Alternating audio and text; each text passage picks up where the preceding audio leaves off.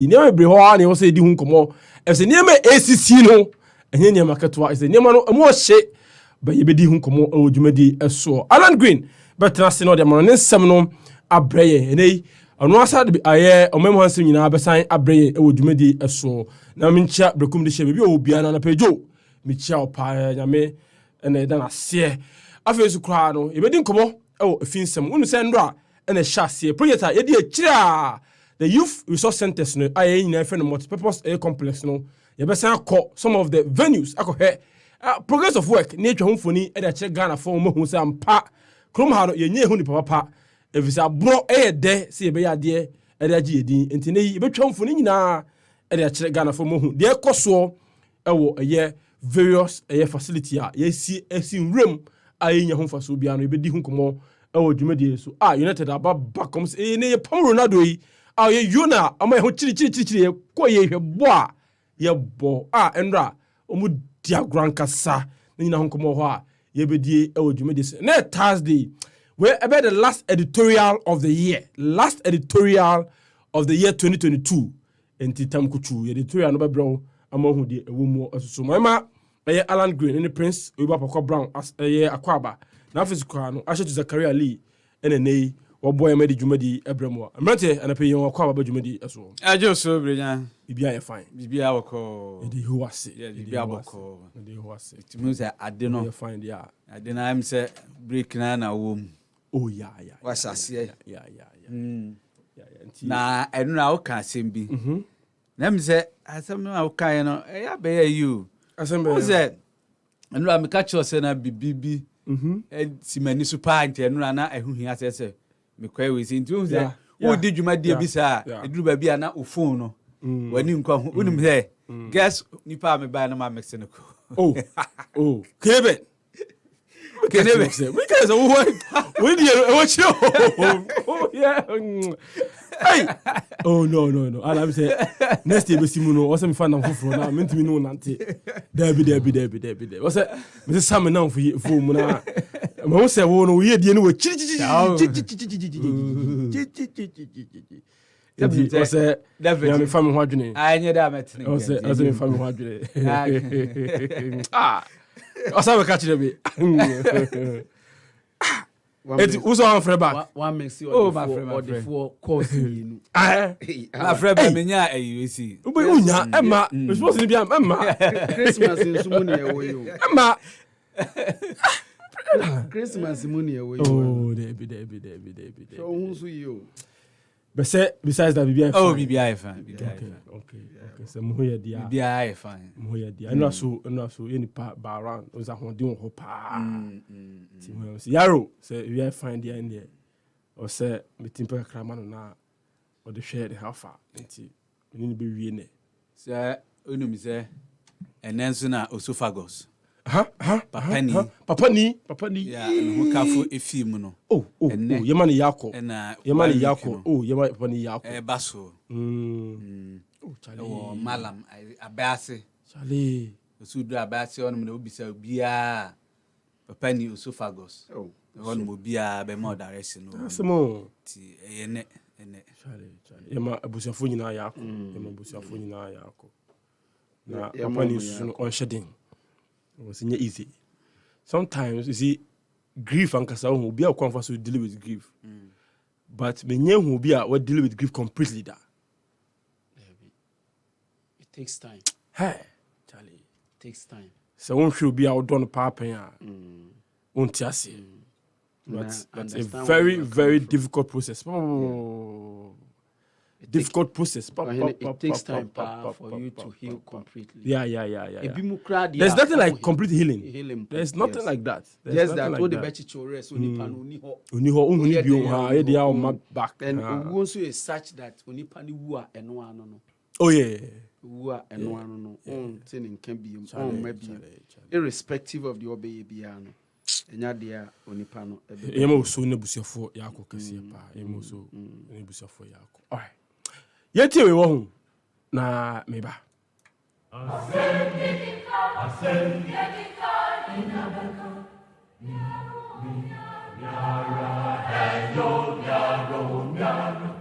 It's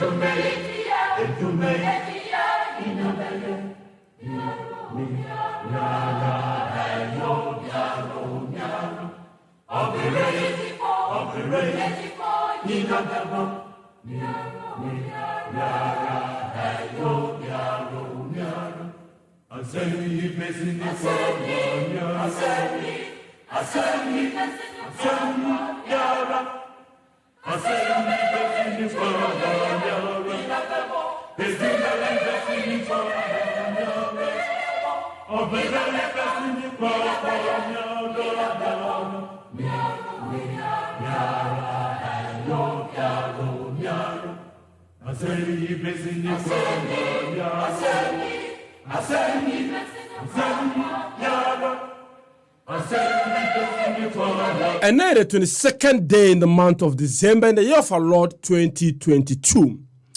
And then final editorial of the year. Now, Andra, when him say the Minister of Youth and Sports, Mustafa Yusuf Kopiemu, or the People's Assembly, Parliament of Ghana. Now, Okubua couldn't touch the Parliament. First of all, my member battle for that a year and a montuno, even though it is constitutionally required of him to do so. But still, my member battle say otimi a year. Now, in the course of his delivery, or my engineer who said the Republic, state, spending $5.1 million on the Black Stars. In the just ended World Cup, $5.1 million. Now, say that Mekano, the devil is in the detail. May trust me, share the breakdown of the 5.1, no? Ladies and gentlemen. Me will say Ghana as a third world country, we behave as if we're a first world country. Unim say appearance fee alone constituted almost 80% of the total expenditure. Appearance fees, in quite triama.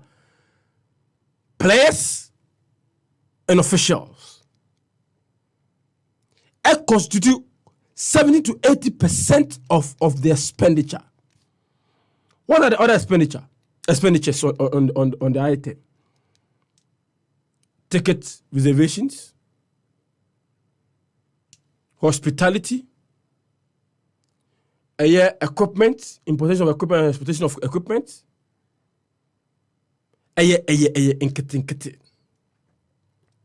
But a chunk of the money went into paying appearance fees and per diems for the set number of days.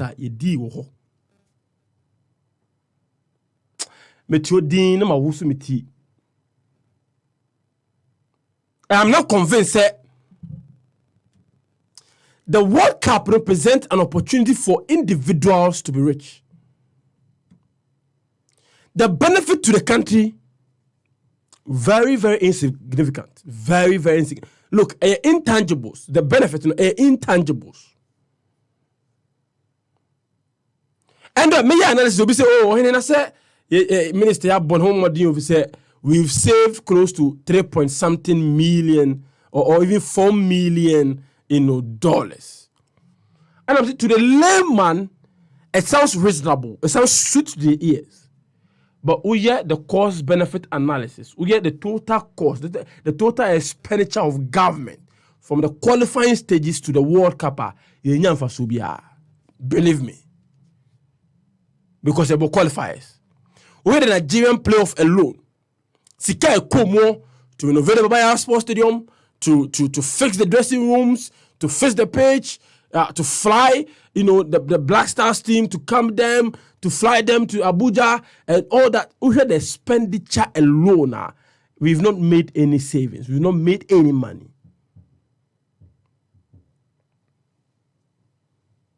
In reality, we've not made any money.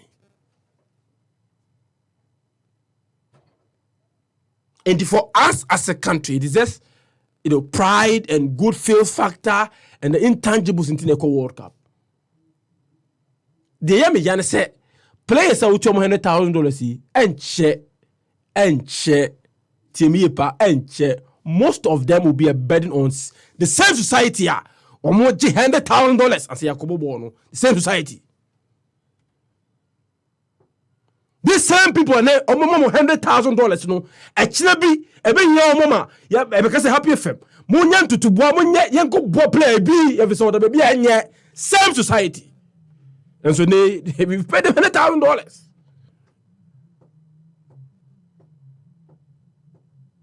We've paid them $100,000 as an appearance fee. 26 players, $2.6 million. Baba has Sports Stadium pitching yet. Accra Sports Stadium pitching yet. A Chinabi in match we are playing qualifiers, same place, my boss. So they will lose money. You see how we think in this country. And we don't have any standardized playing field in this country, any modern playing field in this country. And so we can afford to give players $2.6 million.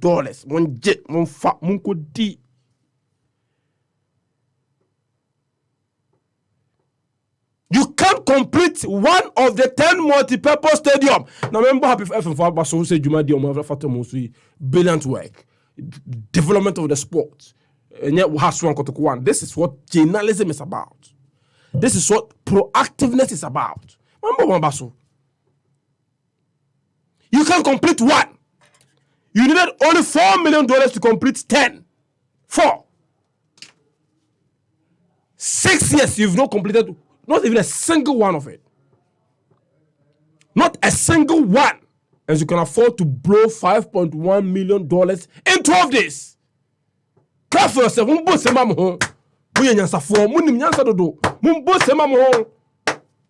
Fise mo leadership ba ye ho mo nsa so da. Nkruma kura ma. Mumbo semam ho.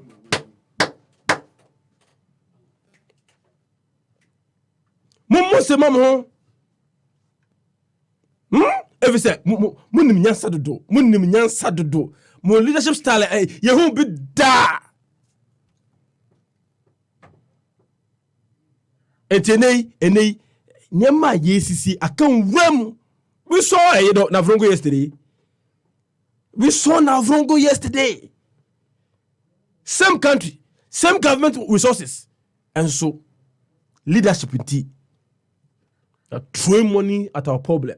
Into call AFCON to scale with 3.something million.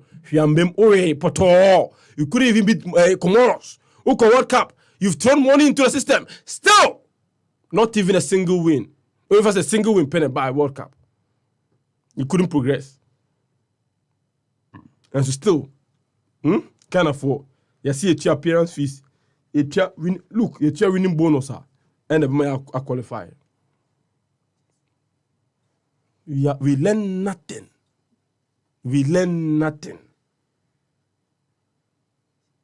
Nah. And I'm a real hope.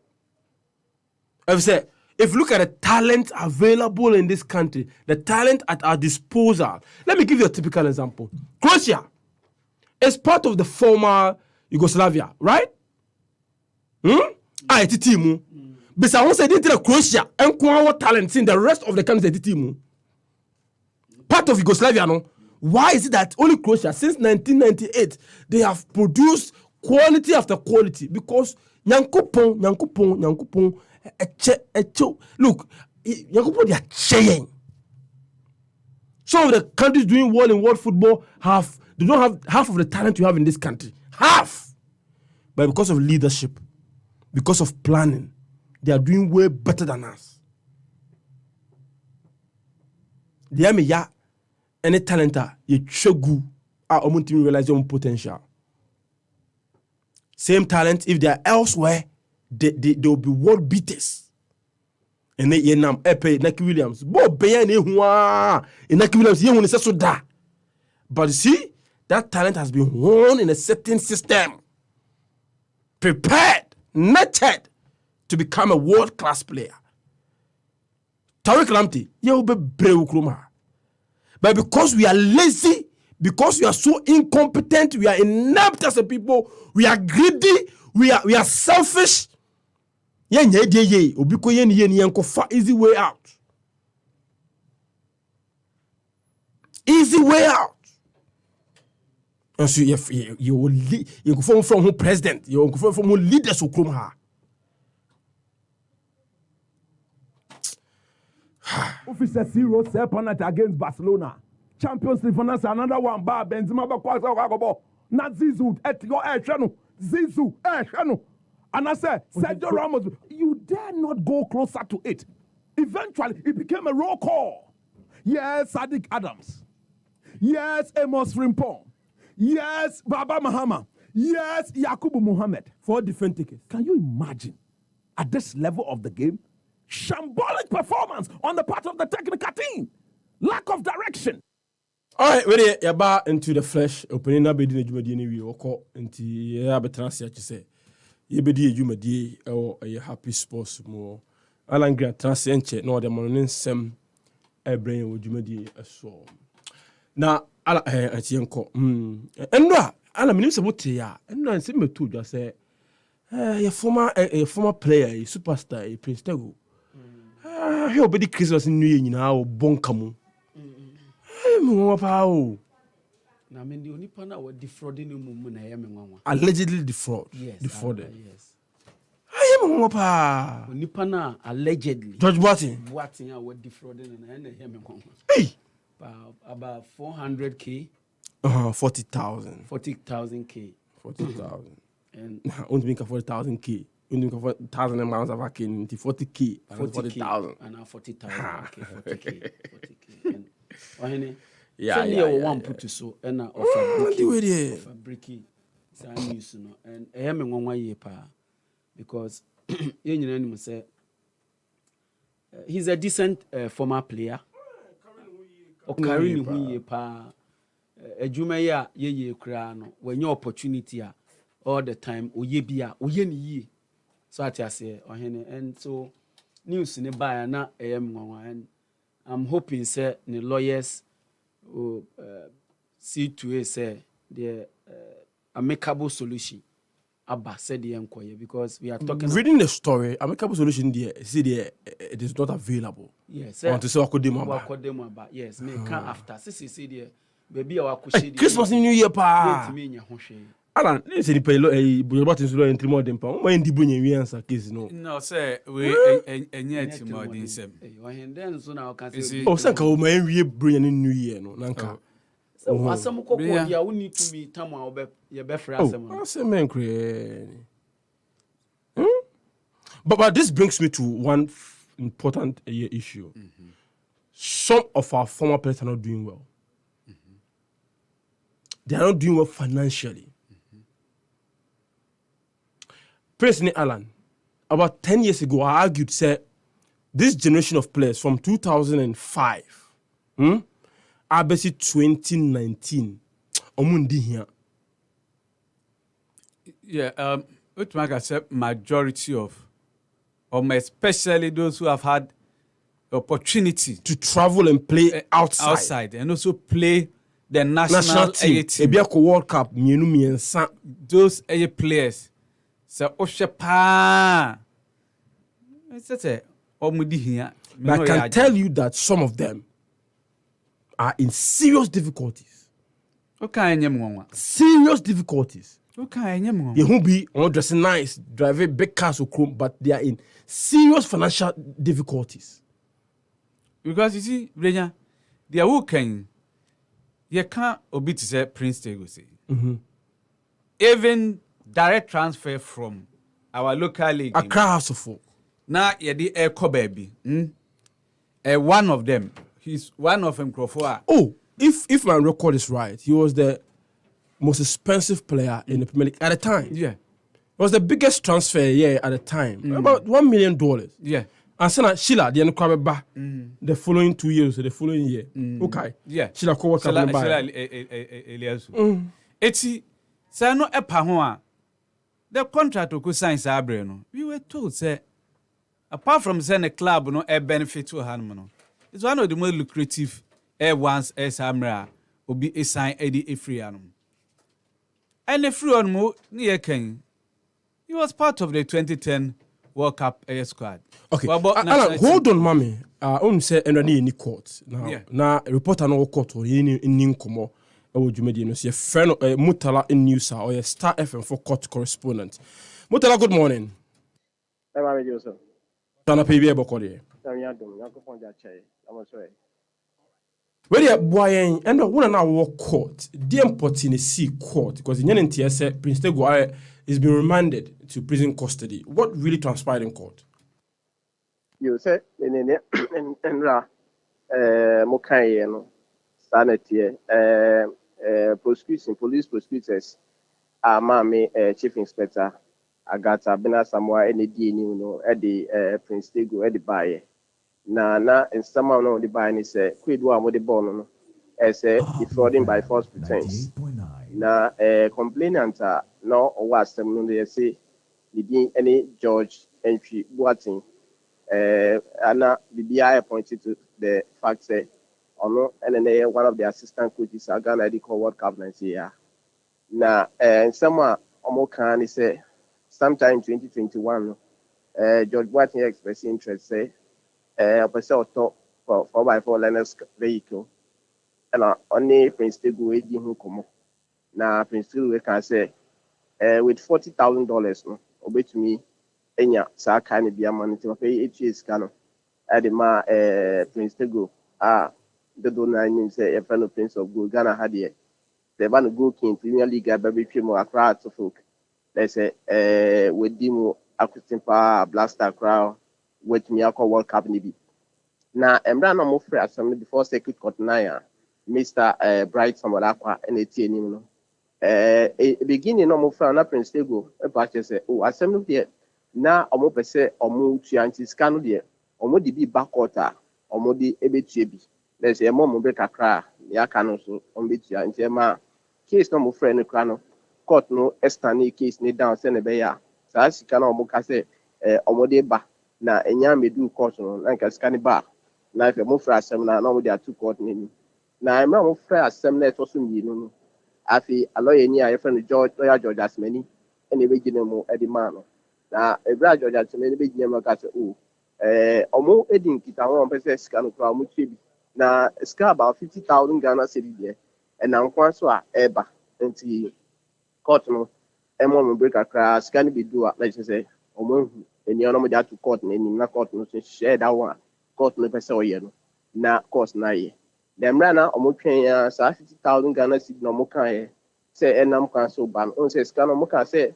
$40,000 quantifier is around 262,000 Ghana cedis.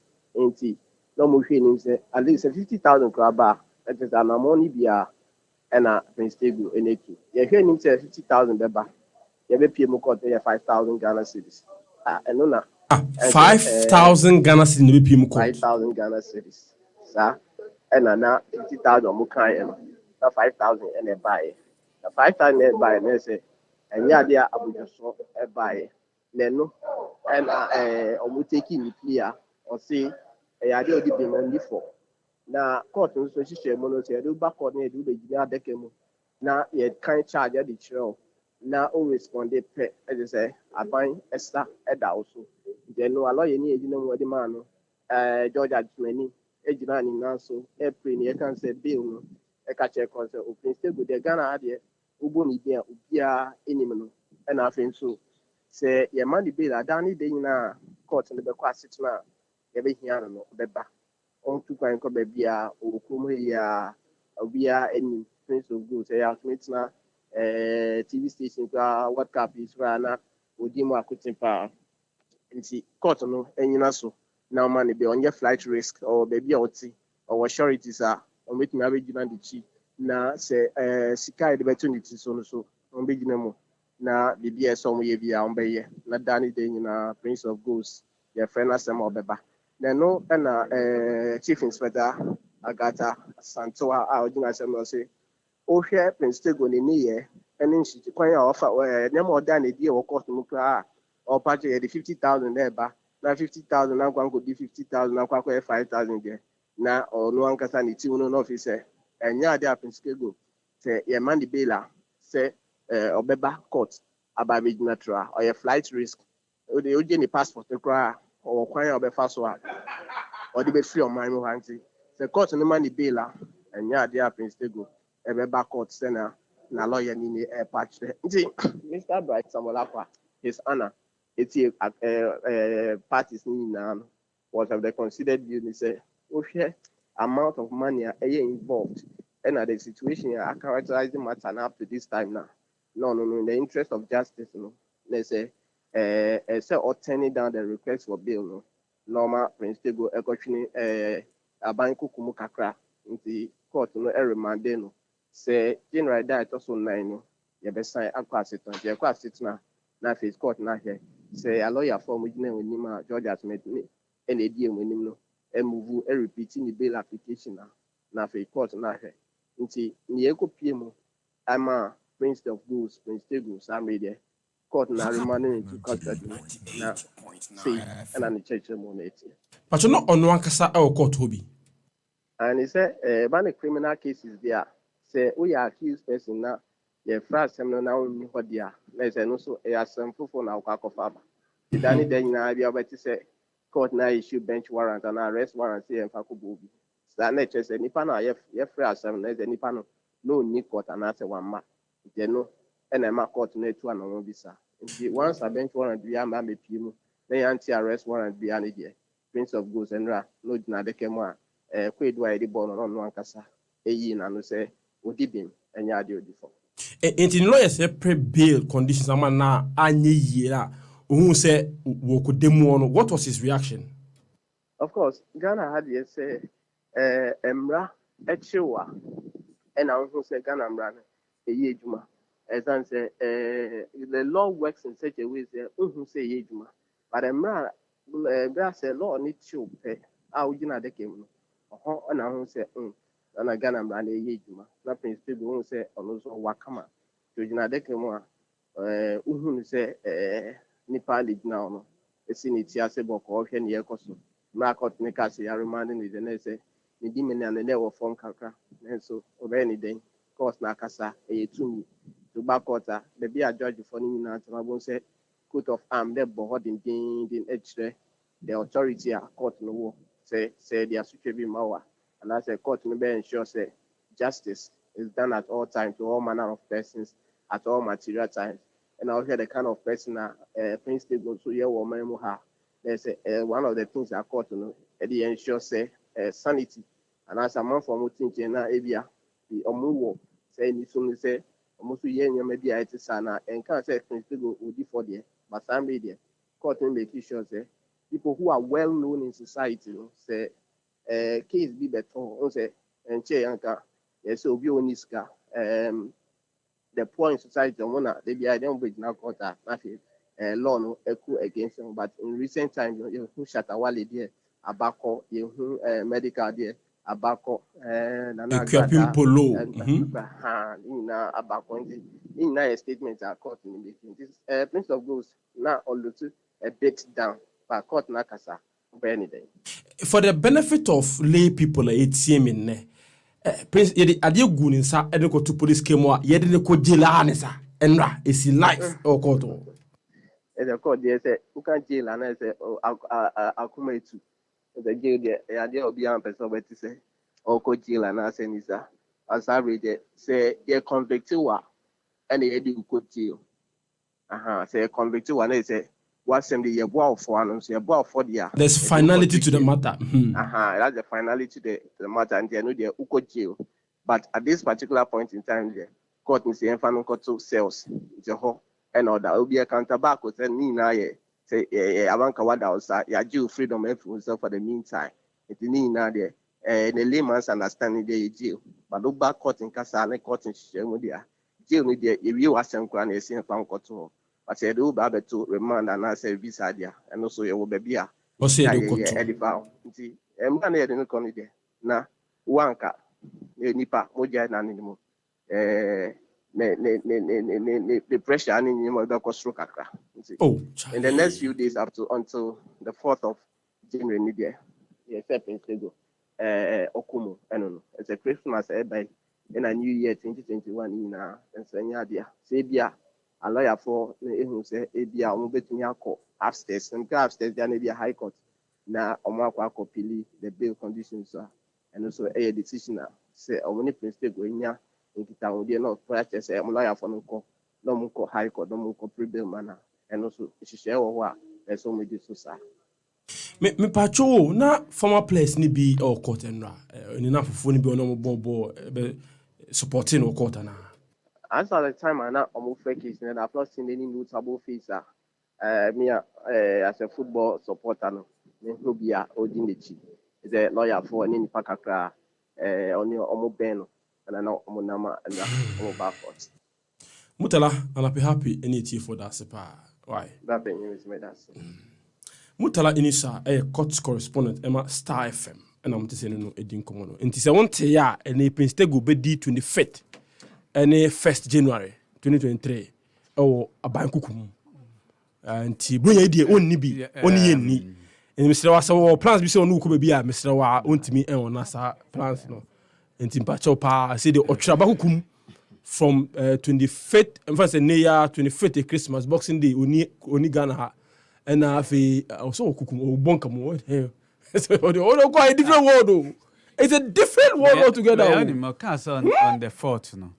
4th of January. I'm sure say calculated days now. Starting from Enra. Yeah. What is that missing? It's 14 days there. 14 days at least. 14 days including Enra. No. Now we tell you, near Fonko be headquarters. Near the Bat Nima, and our Accra Central. Now only petty thieves at the bottom for rapists. Just say, legend pa. A hard dream, but you see, Brenya. But me did catch them say, oh Bompire. Bompire said, "Munyama abayman yeda." Debbie. Hey, Debbie. President go hedo tintin gramu pa na etwina se de no ko. But ye do kosa. E ho no mo bedru.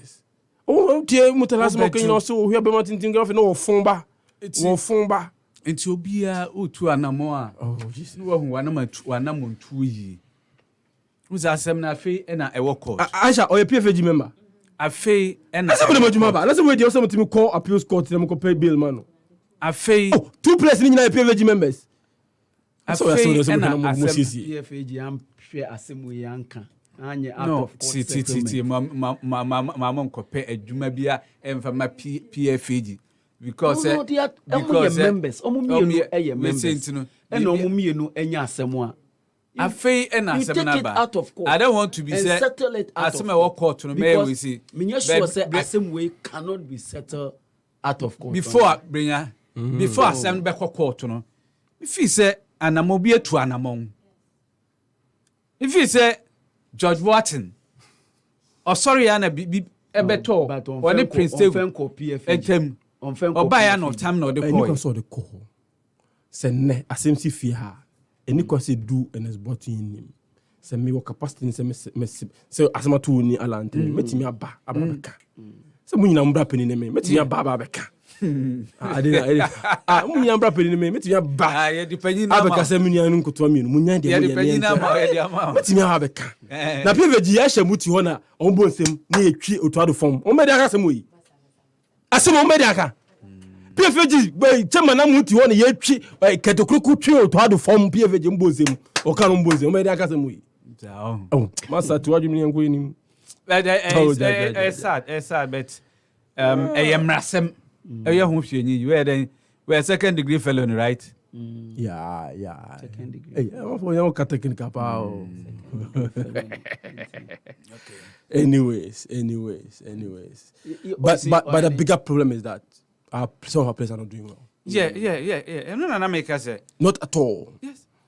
Me say I have argued that between 2005 and 2019, players are enyakunya kusia kanwa manone about Black Stars score World Cup and because somebody here. Yes. Because one, exposure abe wiase no and said it no. Yeah. Two, there are so many examples of the generations after them, or honestly before them. Yes. Or say Kofimo, yeah. Grace to grass stories and adults. There's also CMB. I was like, lessons for them. lessons for them, but Baumudi here. Utu ubi was kind of tune for untie. Now, here need to seek any for. Untie. And the two will be and don't make a chance to catch them. Was on here be our hand to mouth. Yeah, you. If you are hand to mouth, yeah, don't envy them. Because some of them are struggling. I say, and you're very any in a omunya kunya kama samwa. You will wait for them. Yeah, no correct. Some of them have seen money, thousands of pounds, thousands of dollars. So even some of them millions. Millions of pounds sterling. But today they have to Millions beg of before they eat. It be to omufie. No one will be friend when they would play with your team. So it's the goes. Oh, I feel it's going to feel on me at home. Revenue authority for your person revenue woman.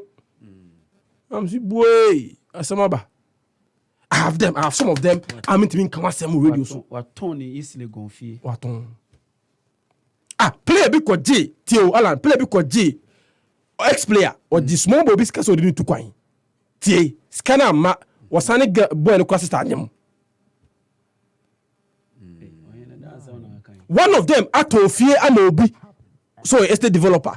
Papa na nisan can fear no so papa no sanka. A dosun say case ni dosun. But you see sometimes a bam anymore. I have to then decide what's in the public interest, what's in the public good. And these are I have to then decide. These are people who've seen money. They've put smiles on our faces. They've seen money. It's not just smiles. They've been honored for their gift and talent. And they've seen That money. talent has taken them in the presence of great people. They've seen money. Omenye ska sikankasa.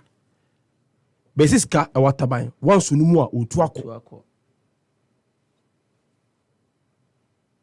Their careers are very short. Very, very short. What is then important? They say, how do I live my life after football? At the age of 35, what boy? But they say life begins at 40.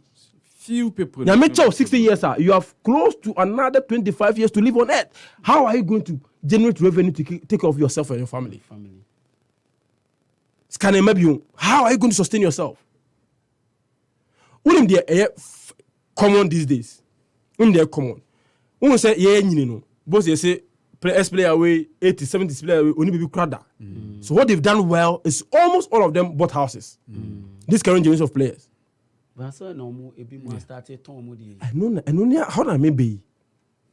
You can buy a house, you can build a house, but if you are living above your means, na say I want you to buy beton. Nti bi a ohene okoto scan buy okoto dan wo trasakwa na easily go. And then sikani mabiem TV. How to maintain the house quite a problem.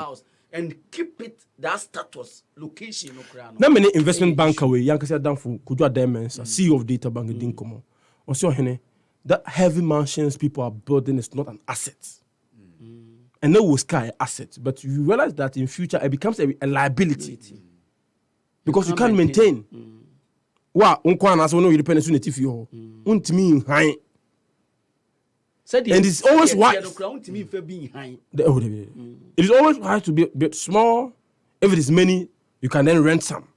But to big one game, your 3 million a year is people so. $3 million is people so. One a beko high. What behind? And the uncut man is so that and also took his logo.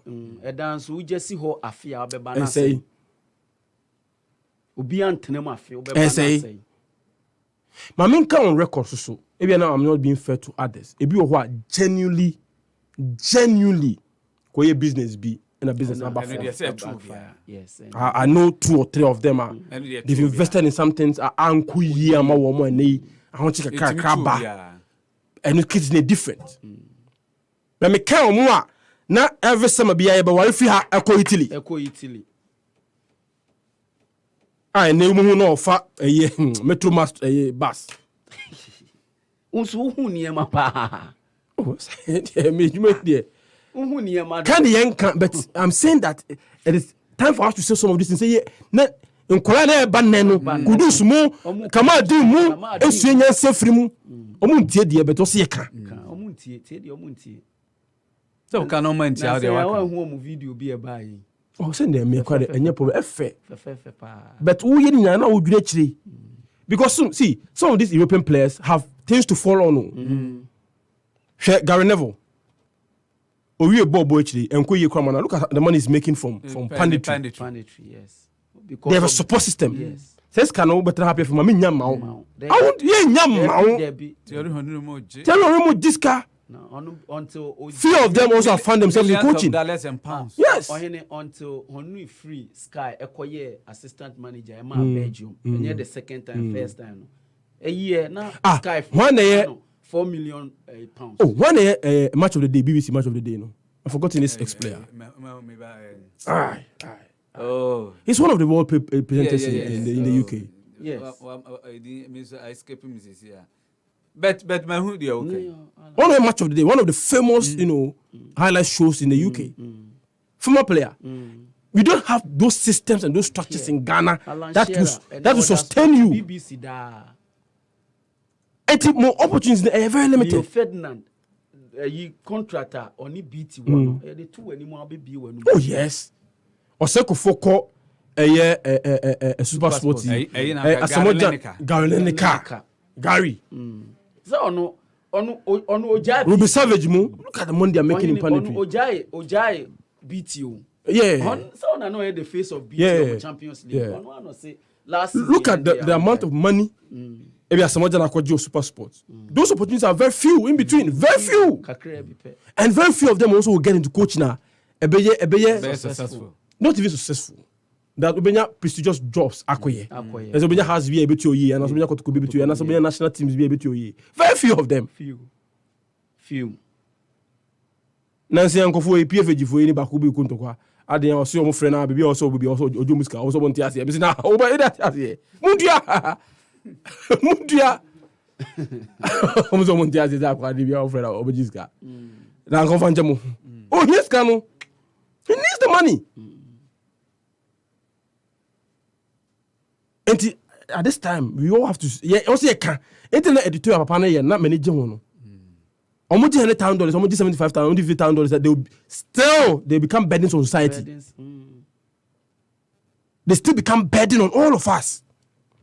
If you want to after a decade. No. So if you are making a new decade. If you go Super Bowl. So yeah, more bread. Yeah, struggling.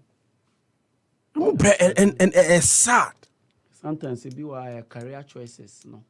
Obviously, it be also our injuries. It be our injuries. It be our even who to get involved with, crown so can be. And to me, Alan, young boys, no more should be as some catch on say, Unya kunya, go on to the internet and watch some of these Brazilian documentaries of players. Neymar, at the age of 17, and Papa getting involved with him, built a company for his image. Managing it to the point that Omudidi.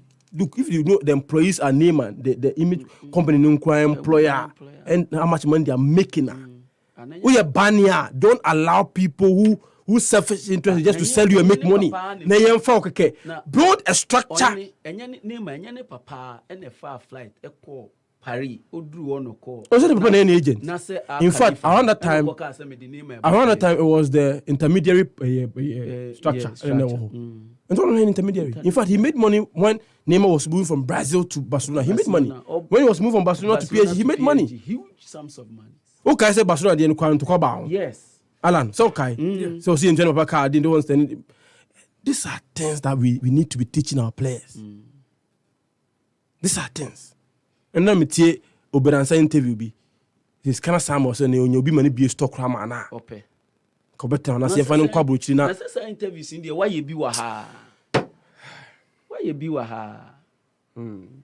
Where are they? Oh yeah. It's a story now. It's sad, Ohene. It's sad just that when the film and the money is available only omoka. But I think say enunti na PFG aba. So let's see, say, this time our PFG will honor. Today's because Ohene, Mimpese Kudus, ebedi 35 years, he will turn out like Omoaye Komasem. The people Kudus can do, baby. We've had players who have played for Chelsea, play for Inter Milan, play for AC Milan, play for Fenerbahce, play for Juventus. We've seen them. We've seen all of them. That's what we baby. It's an idea. Someone a poster. We've seen someone Giants become the most paid player in the world. We've seen them. We've seen them. It is in our eyes. We've seen them. Chairman. And you can't. I'm a Prince Tego. And then I'm telling you, I didn't remember we go do $40,000. Same as say, can't come when you're farmer now. Say, push about show. We can be a can audience what they are then. Oh, send the high life. Minkasa sanity. Mbacho. Minkasa sanity. But we know how they live their lives. Because what you be sick out can't call the Sikana Daho. But I could be frame. Also, when you buy your number, say, men knew Quasasem. Men knew Quasasem cra. I buy an open number where they. I buy an open number where they. Omujo Monaso so guess and home for power. Me say, Nipper because they will TV so. Beautiful damsel. Yeah. Also, when I'm saying, men knew Quasasem. Open a number. I'm catching men knew Quasasem. Beautiful day. Damsel. Beautiful damsel. Beautiful baby girl. Beautiful. Oh, I'm can't say master. Baby girl so. Beautiful baby girl. Baby girl. Oh, I'm can't say master. Men knew Quasasem. Me I will men knew Quasasem. Skaraka krebi mo bai.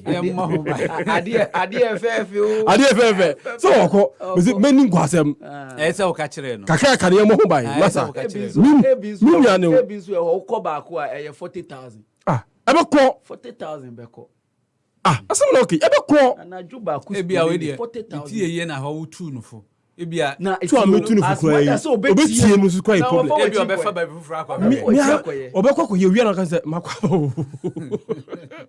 Wo TV see Messi bi mu ni ade wo ti omo boarding. 40,000. To ndie ebe ko so aka. But na say obeti o say kura wa fa wachi ko obehu. Possible. Very possible. Say wa fa wachi ko. Very possible. But very sad development about happen. But ye dey betimi bi aboa. Ye dey ya kan bi your wasopa no nti dey honhom na ka kira safo. Ye men ko nti we.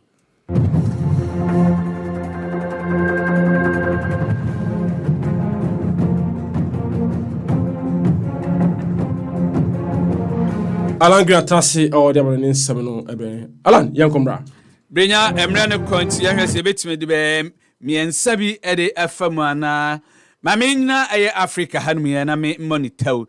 Now, if you World Cup echo Soma Africa, 5 countries, and it could deny your name, and I'm sent to a World Cup whereby and now Confederation of African Football President Patrick Mosepe, South Africa Mountain, so a central for Ishamu Honma. Na honum and all boy 5 representatives are okopium our World Cup am chese just o maxi Africa nim yenti Mosepe nsema de tuja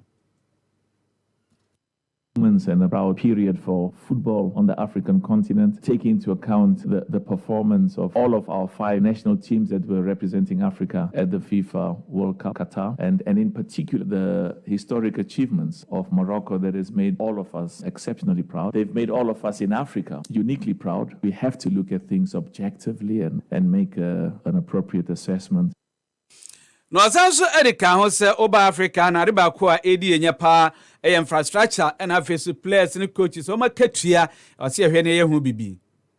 The infrastructure in Africa is not what it is in other parts of the world, and we're making good progress, and I'll talk about that. But also, we shouldn't underestimate the importance of finance, the salaries that players earn, that coaches earn in other parts of the world. So I'm confident that at the next World Cup, our aim is to, Morocco has made all of us proud, all of the other 4 made us proud, is to go further. The main objective is indeed an African nation will indeed win the World Cup. Ma Patrice Mosepe editu Juano Ebi and the BBC Sports Personality of the Year no they say but me ya usina kan Edma Arsenal women's team na face so the 3 Lionesses Mika England Emanu team no ya the Euros Emanu the na course so yeah best player top scorer no ono ene yi ni say oye BBC Sports Personality of the Year eko Edma no ewo honom na other award winners eko so ewo honom a me some selected winners Coach of the Year answered the command Emma team ni Serena Wiegman ono ene kodman no ene team of the year no esan so koma England emanu team na ewo honom ema World Sports Star of the Year no kodman Lionel AMS ewo honom Usain Bolt enya Lifetime Achievement Award. After the award no Usain Bolt echimze na di agise award wa Pele ni Muhammad Ali mu nyina agibida na yede emano. For me, it's an honor to be amongst the great who have received this. Pele and Muhammad Ali. For me, these guys are some of my favorite athletes, and I look up to them. Also, I want to thank my family, my friends, fans for everything throughout the years. I've worked hard, and to get this award means a whole lot. We and in summer or the two dra a warm a fair young call EFL Cup match matches be echoes and bear matches me and San Echoes back home any extra I can was Manchester United after the World Cup onra any Burnley a boy Emma team heading Kunume Kupimo quarter finals at 2-0 and a Manchester United Eshe Burnley a Christian Eriksen Eshe go and after Marcus Rashford Eshe go Edma Manchester United after the match no Marcus Rashford ekasa edifan kunimdi enho.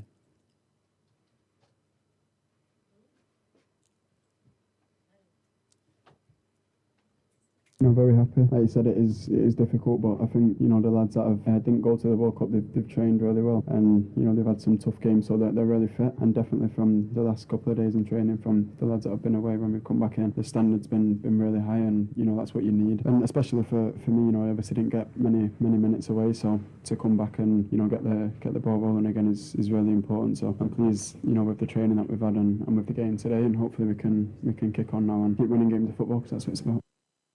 We and smart Rashford ready to after the match, and the match can see Koso Manchester City and Liverpool and a air boy and it's a EFL Cup air match. Yeah, Koso. I have the match on and a Pep Guardiola pay tribute to a branch Lionel Messi and Chihuahua the Argentina. Omakwaji World Cup and Yebisan say any awaji World Cup, you know, ubetimi do na atoto the last of Pele and Maradona Muhuana. Yenti Pep Guardiola on Lionel Messi.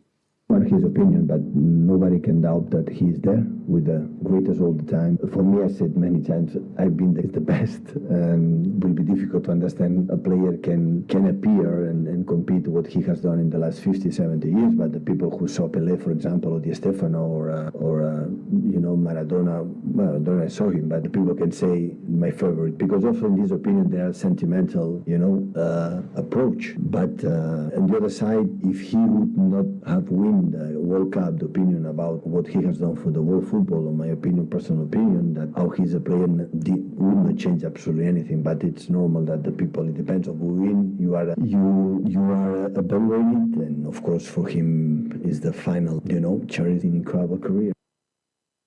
We and some Pep Guardiola eka edifa Lionel Messi who honum ukopiem Brazilian legend Pele be America Kenny hospital and order because of hair cancer.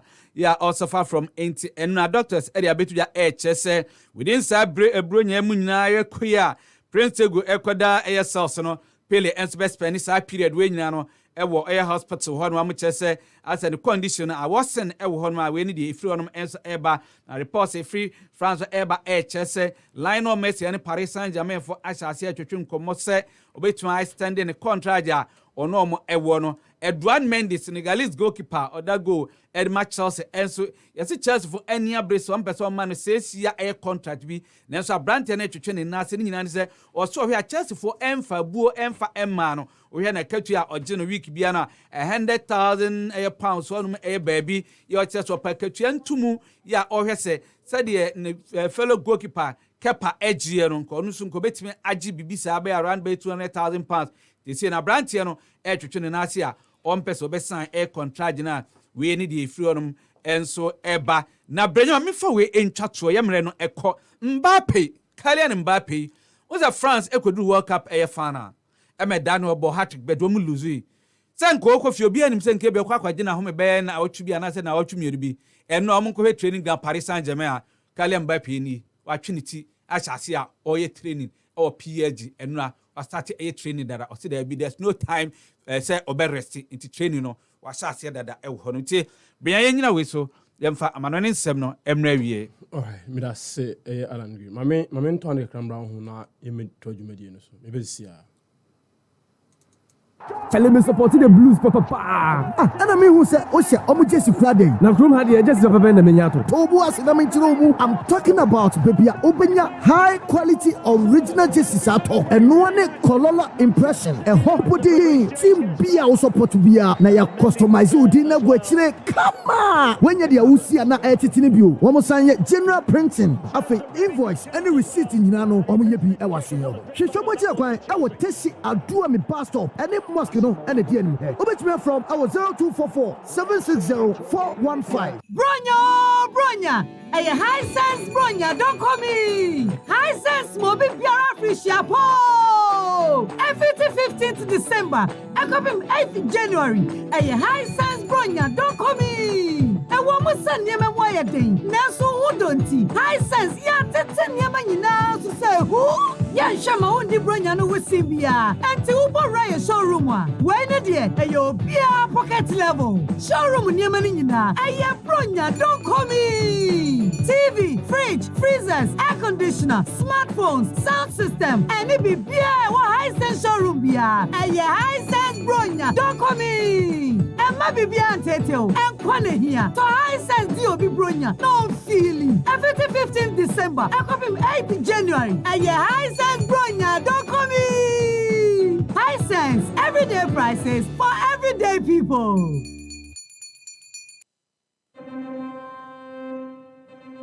'23 Mass Wedding registration ye bid.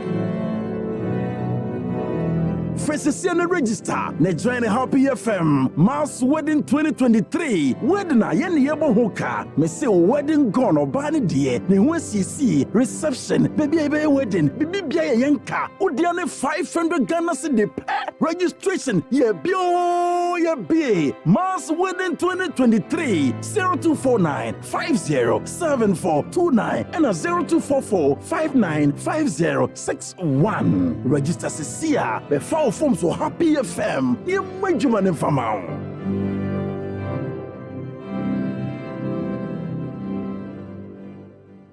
Jack, 1xBet app now, Bama Android ne iPhone users. Now not betting are you Coco Crown. Who should games I won't bread, who to be both virtuals. Sounds so betty who told me 10 so 1xBet I'm not betting I am dead don't to me gonna go download the 1xBet app no on my website so 1xBet.com.g. If you use Wi-Fi now we be our account no. Kinda use the promo code Radio GH 1xBet. That's be our hobby. Download one true to try to wash a year. Man, what wouldn't be if you do what? Then commissioner Jim Kato too. Tovila Water Solutions. Tovila Water Solutions. If na water treatment you define it. Tovila Water Solutions. Technical support for your water systems. Tovila Water Solutions. Water research training Tovila Water Solutions. Water dispensers, drinking water supply. Tovila Water Solutions.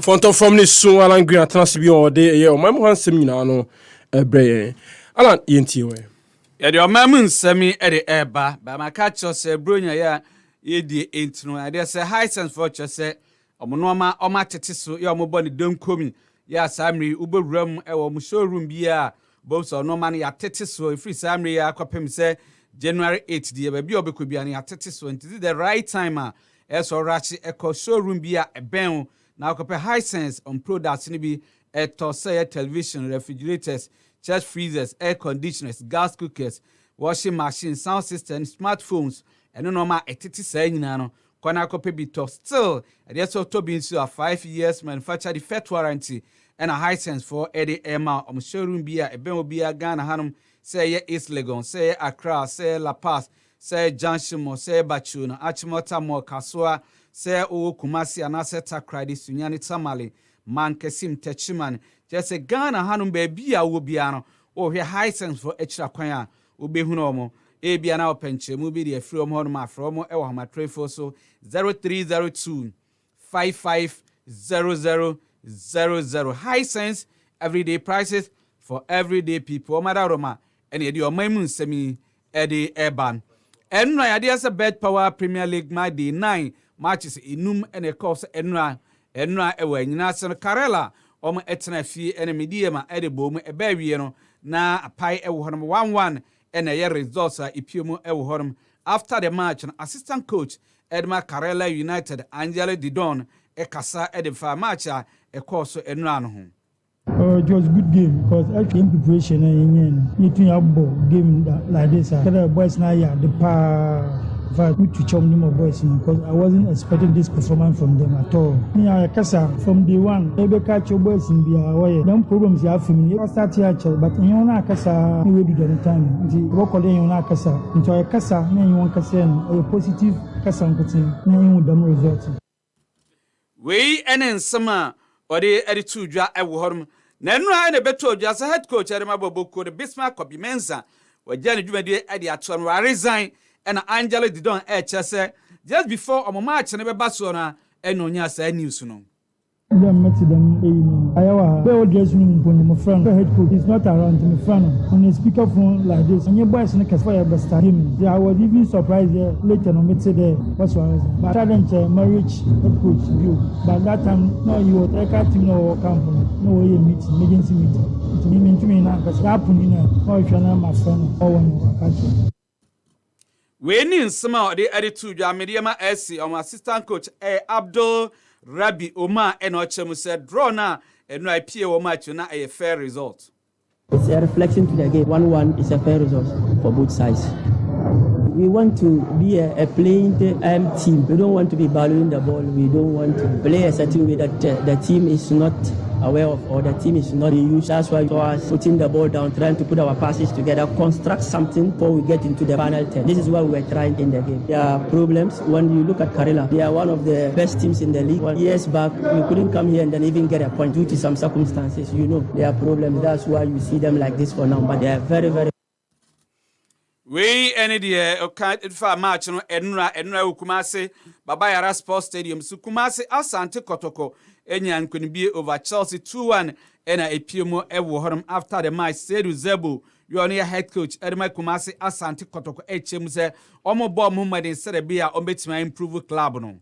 We try our best and we have a lot of opportunities that we have to at least convert it to a goal. But it doesn't happen like that. And the way things are going to make a change. So when we brought in the Zeze boy, then everything changed. Then again in the halftime, we have to go and strategize. We have worked defensively to work on that conceding of a goal at home. And there is nothing we can do. We can't change the scores. They have already scored. The best way is to win the game and we have won. Sedu Zebu enana ekasa true interpreter Christopher Enin and a coach Edma Chelsea also after the match Edisansimi Edituja. It was balanced. When we came back from the second half, in a few minutes, the midfield was corrected because the midfield was collapsed. That is why they got the goal. They got the equalizer. So I quickly tried to strengthen it, and it was working. But there's a manual mistake that I need to work on it, do it and correct. Now we'll come back. I'm that type of coach. In football, it's three things. You have to accept defeat, draw or win, but it shouldn't be consistent. So I know what is happening, and I'm going to hold it down. You see, we're definitely going to bounce back early as possible. We and some or the attitude that match is a course and run say any city Bechem United and a Tamale City Equity 1-1 a Dream Service a shaking Pfizer 2-0 a Wohon Kotoku Royals at Nafima Legon Cities a Shom 3-0 any matches are a course and a fair Fanny Fancher Parliament and Minister of Youth and Sports Yusuf Mustafa Ekopium a Wohonma Okoba Mania Equatremu Ghana ye call a World Cup in the sky yes no a Wohonma and now I guess opinion Editorial Parliament yenti and some other two many. Total expenditure for the group stage participation amounted to $5,171,840 United States dollars. These expenditures cover appearance fee, per diem, flight arrangements, medicals, equipment, logistics, and hospitality. Mr. Speaker, the reason for the surplus of $3 million after our exit from the group stage is as a result of the ministry prudent management of resources, as well as the ministry's decision to negotiate on qualification bonus for the next round instead of paying winning bonus per match. Now, Minister Essanso Akache Parliament say Oyenje so any management of any team Babisia no madrin Ghana Modima a boy or World Cup. The Blaster recent participation in the two major tournaments have not yielded the desired on-pitch results, notwithstanding the enormous investments of government continues to make in the team. This calls for drastic measures, especially in the handling of the team, to ensure that as a nation we halt the dwindling fortune of our national team. Despite our disappointing exit from the group stage of the World Cup, one positive is that the young team gave our nation a glimmer of hope that the team can go places if we learn from our mistakes and correct the wrongs. The Ministry of Youth and Sports therefore intends to lead a national dialogue of all stakeholders to come out with a modern and inclusive way of managing our national team. We and in some Editorial Parliament and him ebi any abo Eddie Achono, Honorable Frida Prempe. Once your MP Edemata no end of and our copium Parliament eba omo agbidium nsam adu makwetene kesipa o kan ebi enso chemu se World Cup ya ye koye e wo said no make copium no etimi investigation edify team selection ho o said no nyina ye no ma ye a e between aboa ama daachi bi no ye kwa ye maribo no etimi akonkan. It's been alleged that they always interfere in player selection. If that is so, then I think GFA needs to change their ways. And I think that they should know that football, it doesn't belong to them. Football is the passion of this country. It belongs to all of us. And it's a collective effort, a collective preparation that took us to the World Cup. So if indeed they interfere in player selection, that's back to this situation. Paul will be doing our +5 -5, doing a lot of arithmetic and statistics and mathematics anytime we go for tournament. Then I think we all have to add our voice, and I believe the Committee on Youth and Sport want to investigate this particular issue if it's indeed the truth that they've been interfering in player selection.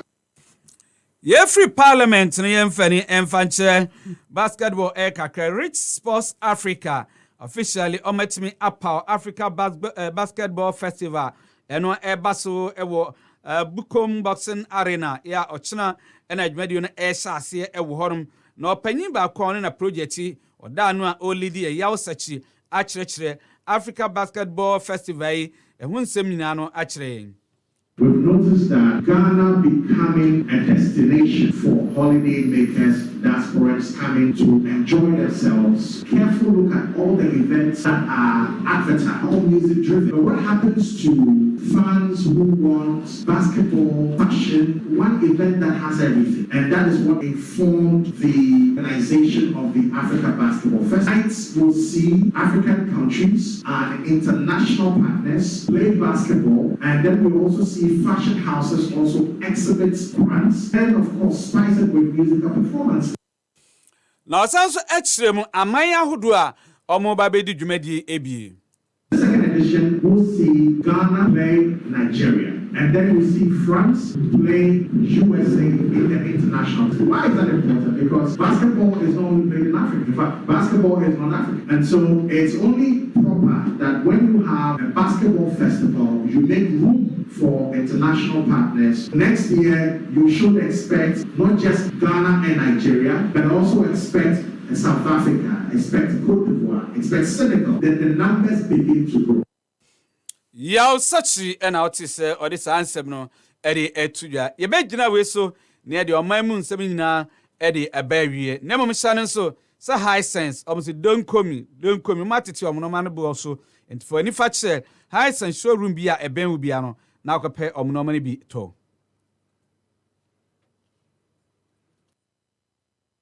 Youth research about Nishasi and maybe Tremono.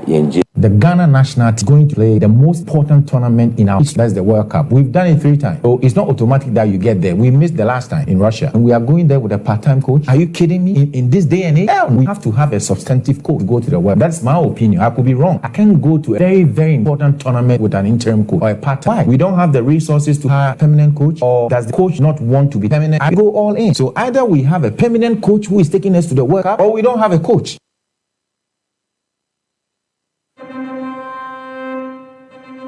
2023 mass wedding registration ye big.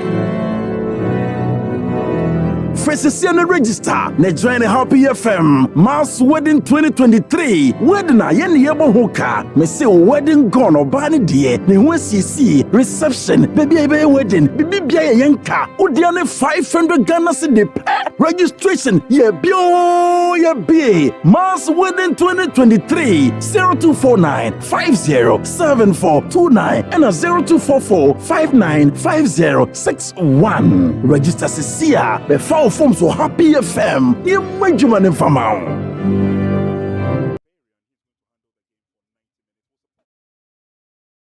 mean, properties at the end pa and our Ghana 4 free say. Or more than no more 2-bedroom, 3-bedroom, 4-bedroom, and today, or Niswadi whom plan dreaming now say, yen be home owners. Never say, I'm for you, my dean pesca, and so bono kota Sibia, a home answer, won't be new year con. Ebi wo so bibi e ba kunya dan asene sidan wo no ohaw nkwa nsuo to na efa wo da bi esesa haw nyina no jama yempe bebi papa ensi adan ema no nso no enya wasomdwe wei esu kasa properties da so we are building on trust intine ye dan so dey fene say any in dollars in quote in dollars quote in cedis stable fixed in this channel so mame over free and fair on 0302 960865 WhatsApp on 0553 697886 so Casa Properties building on trust. Puma Drinks Storm any awake semen can chop say omo some de edema wo Casa Proco 4 and say nesensu any saying na de omo ani omo say why are there what bo omo amenyo be no one there omo so bo abaso. And the Koswa Tom Storm Puma any awake, the phone numbers be a good con onya fako *780# select option 2 ne chawa de what fridges, microwaves, TVs, mobile phones, home theaters, free drinks in the Brinano and the war at the Mamo. Can you say any character solution platform no any did you made the FDA sono at JDM in national at Tumon. Now, where the HD Plus or record double promo, and a bomb in our basso, if also subscribing from 3 months to 12 months, ye church, the Baku 1,007 and Kwana bar, ye the check quiet, away from ye son, Esu Eku Dubai. The other ye for Sierra call a *844*8#, *844*8#. Now, here, say, and Chawa, the Antimuntion so, and far, and Mamma Santa happy. We are bofra now over the ages between 6 and 10. Na wo bunya toy bi anka opa amesrew fa odin ene bia wote square ko ne class awo ene toy kra opa fa brain 0593 406547 0593 406547 24 December na dwumadi aba awie inkwara nkwa na so moye between the ages of 6 to 10 we nye da so keye mano abemu edi amawo na wo ye penimu so a de obeye ne bia na person no obusu nyina tu kwan ekwohye bebi jima home agigimani luxurious hotel bi Ghana ha. Mesra wa happy FM be say funny naka and ma wo and an all expense paid to no buso nyina to kwan. The obey say for Santa Happy eko 4005. Santa Happy eko 4005. Kan ho say do obey no and ma chance o be no obewini no akọ anim wo. Mesra wa ye dwumadi na wo say surprise wo Brenya yi wati. I mean, come as a crowd about live on our Facebook page. Answer Enoch. Well, this government is a joke because under the government and different sports ministers, but just look at the result. Waste of resources. Kwame Bullet was a happy sports too much. And on the Abonoko, I'll say there's nothing inside Ghana football if you retire off it. Bullet, we also watching live from Adabraka. Bullet, that's a palm. Yanko Axim no. When say 10 multi-purpose stadium here Axim enya B. Of course, Axim Diano the Western region there. No say 10 regions no musiwo. Axim Diano Western region ho and on the menya attaque our ahomano so ogyina ho a wo twa ho mfoni e de amaye. Attaque, good morning. Good morning, Anibia. Axim to send na pay. Oh, hi boko we are no gusu so bobo nkakanga kranti bibia de dem. Dem say ho de nsuo to pa na nsuo yeah, and run in they are insurance to me until but best 1 week in insurance to sa. Wow. Where it can funny my hefa na ogina na de na ekoso ho.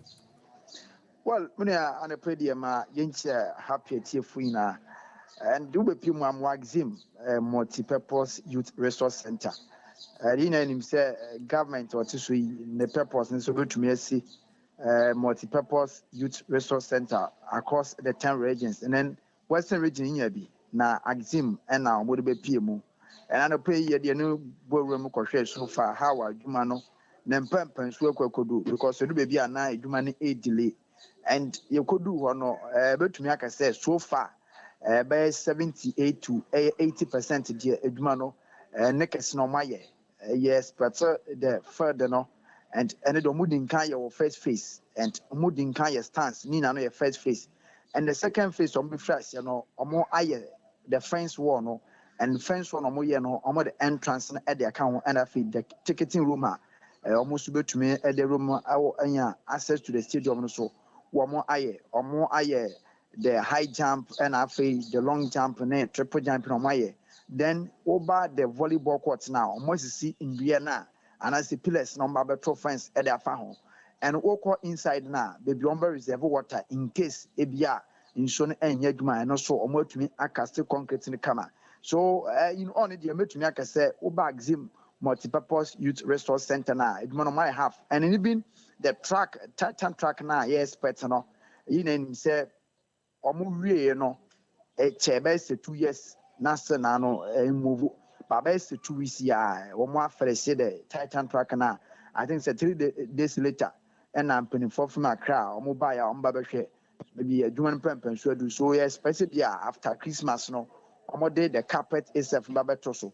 Then now, with the fourth aspect, no, or more eye, and woke up fed in the Swankasaswa, you bring your fourth light, and also or more to the pillars, no, so also more train say lights in the Baba, no more as and so I fix it, and I feel in a perimeter, no, and so much to me, aye, so much to make us for an idea.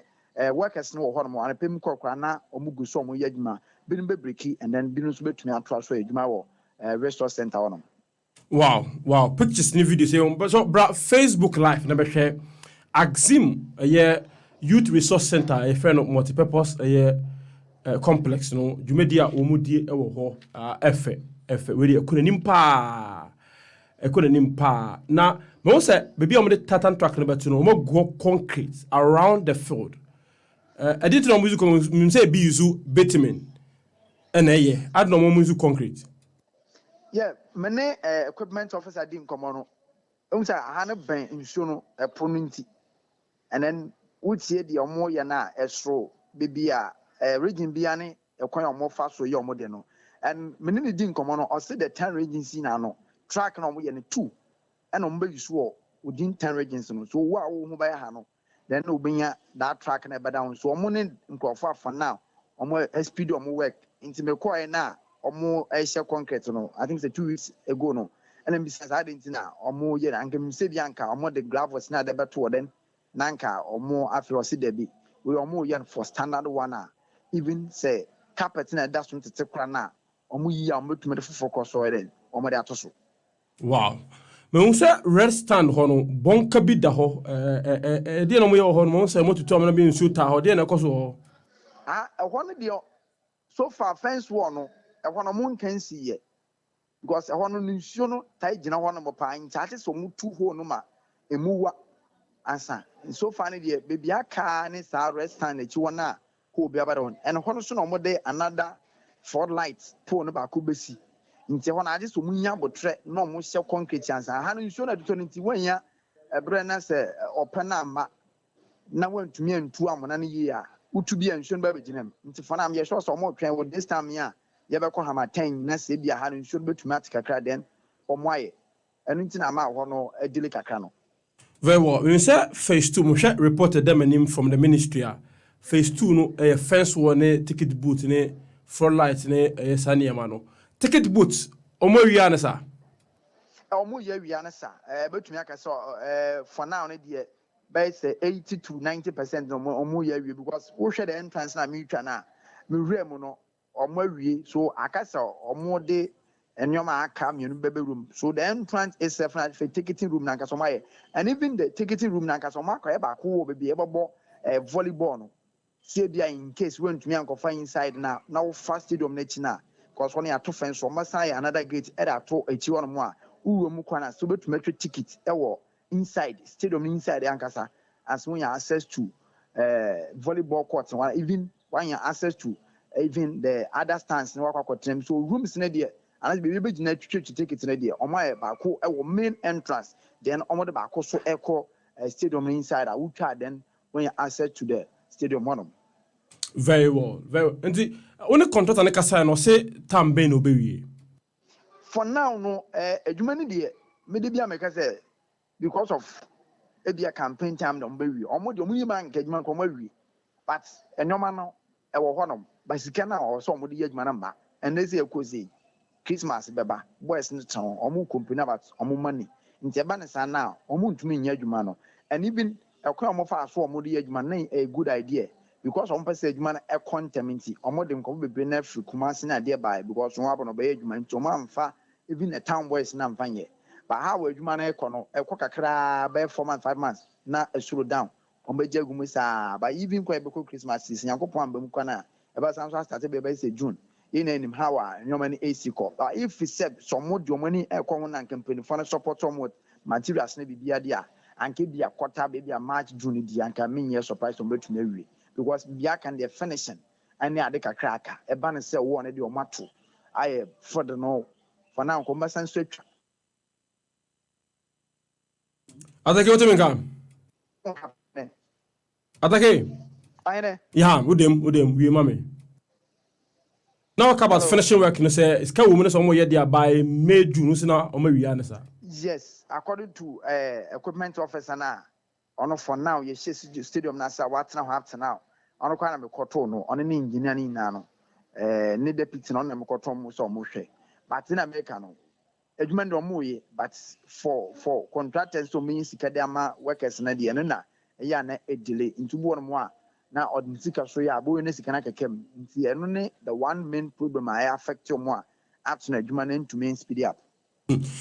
Minim say Aximi one of the venues omo wie VIP ne tempa e conditions ade nyina na e bobo ho niam ne bi wo ho ana say bi say ana say wie bi kura ho oh ani de ebi ho ebi so de ye wiewia aha even kura na omo fridge ne printers na de a workers na gasa de adwuma mpanifo no ba kura no boys omo koma ko wiewia even stadium na gasa no sa yellow stand no hwa yellow stands na gasa na e ho no wo kwa na chi no ya why bibia but nkofo na kutu chwais na jeni na because adwuma ne be kwa na omo nya ento mo tumi wuram kura ko wiewia mo materials na jeni bi so mo tonton scraps na de no enti do baby kura no nya kwa na ye de ye hu jim enti akoba na sana na ma community na so ni akon sa na ye no because of edele nti boys na tia sima wo mo so ewiewia na ma wo mu a ense da entwi even for now track na ye no e ho na nkola no ko hwehwe bicycle ka so even birum kwa de kwan so de atoso a ense da entwa yi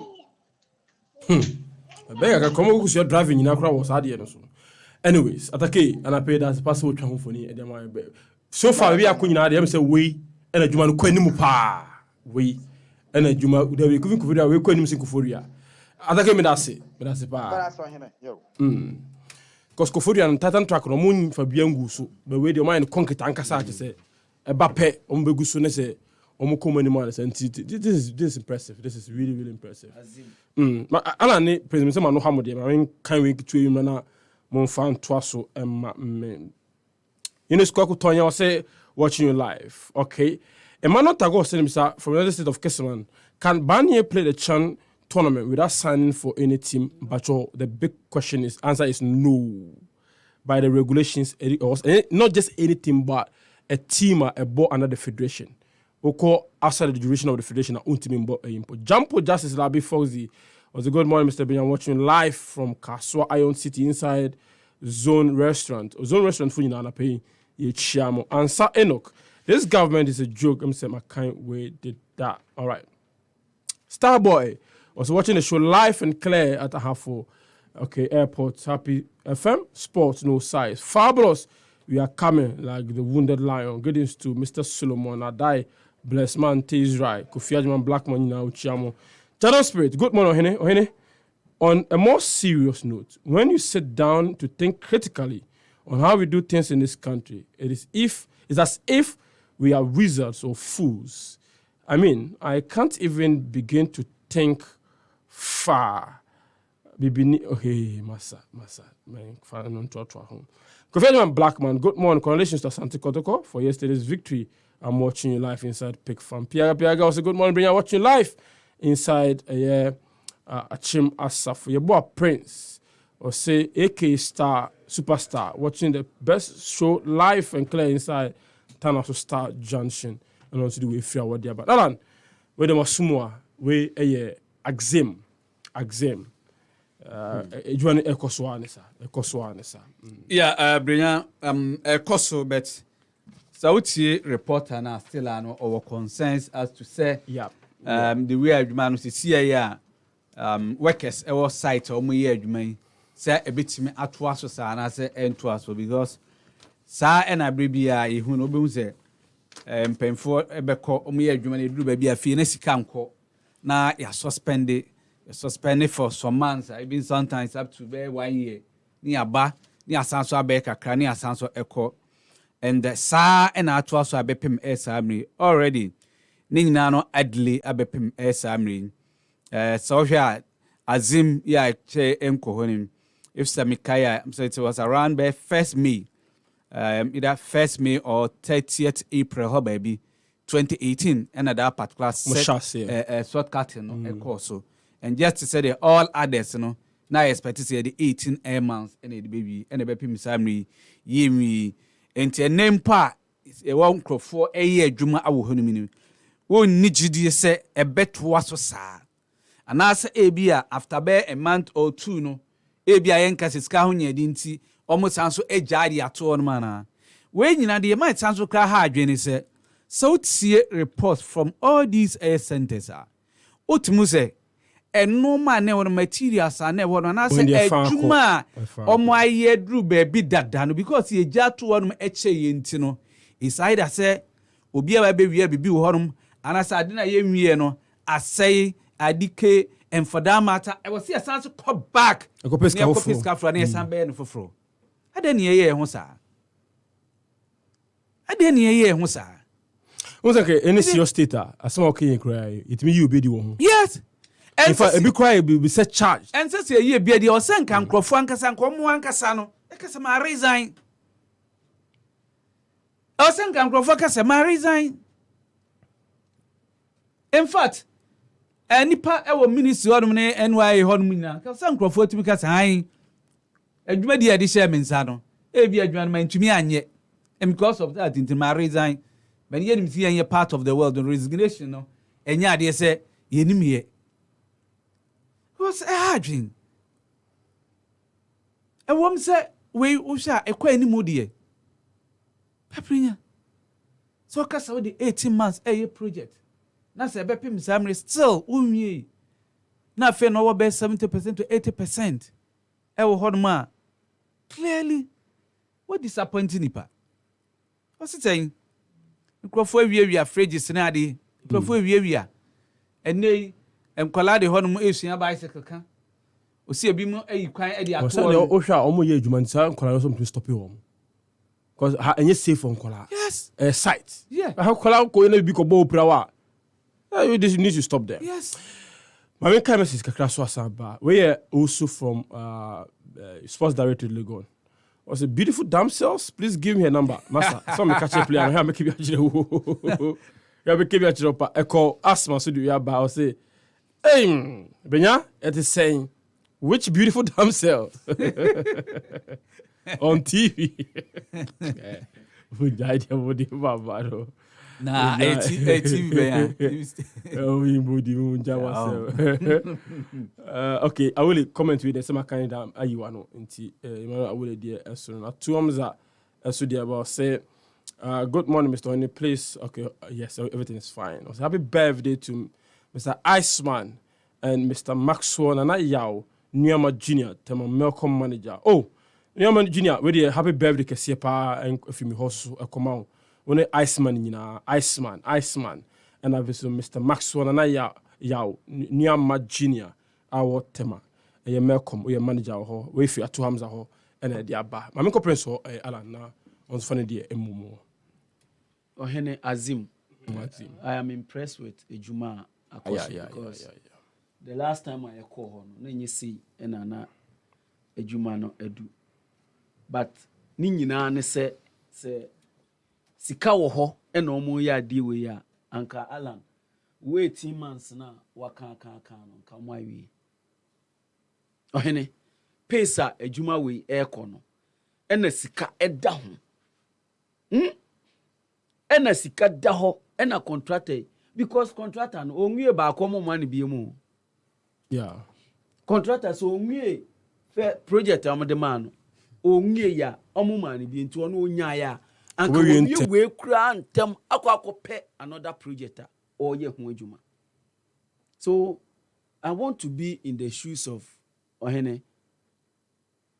These contractors ye di adwuma mo a omo ye omo mobilization eye bibia no na yesi omo di 18 months ene bewie enti se bia okoji loan bi kura e wo banka sa duration no e no de kwa akoji sa loan no I say 18 months contract we are Juzika we certificate akoji Juzika no akotua loan say letters of credit to say then you wa raise bibia wakoji what they are called wako settle loans e wo bank e say etwem 4 years interest accrue bebre omo boka adwuma nso a o money sika e no de aye Ohene. How wicked can you be? Say contractors boka na unsu a o money sika mpo na wodi bia ko service ni loans na wodi bia ko akoye adwuma no na adwuma yi azimpo de ye se ntimi nka se akanwuram and ye nkanwuram omo ye and fantastic year report ekawuram on be chase no makododo ho momenko nyinimra wa ho no ye one of the videos a pie nansimu na menya eye Eric Danso ewo eneyini. Eric, good morning. Good morning, officer. What's on pay be aboko de? Kita don ba ko, yanum pa boko. We dey boyo eneyini complex wo free set video ibe da dwa e ma e di nkomo bibia sesan wo ho ana se de tie no anete. Pacho nyi to dunde opa. Tene ka chewa na awosam stadium ha aban abon kan na kodo president mampanya bon ka stadium ha oye onabo as a comment kama that time no sports minister na what this stadium ba nyi na yeli sampa so binia la pe so ba nyi sports stadium ha awreho nyi sports stadium ya sports stadium say sports stadium e ko ni nya bo and so but so bra Facebook see the me reporter kan you behu said the aye a nsuo tata ho a se aye basa pacho toso enye ize kura okwa nkunya kura ediku na wia boso be bi apa pai